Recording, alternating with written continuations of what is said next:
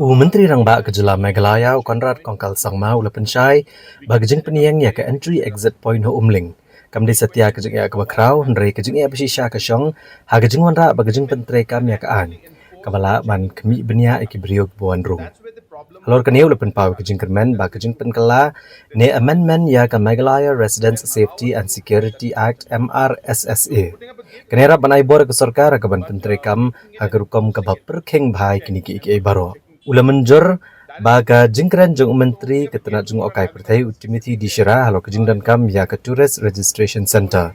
Ndai ulabanjur batang kejing te ke kerdop klam ke an ke baklan kamla benweng ya kejing ban khanglat kejing rom kerthep ke brio ke nabar kejela. Ulabanrap baga jing trekam bah jong kanung ke kerdop 𝗵𝗵𝗆𝗍 ke shong ha kejing kershan bat kejing shania ha ke an.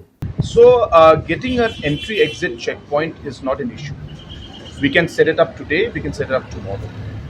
The question is about having a legal mechanism to implement and actually enforce a checking that should happen.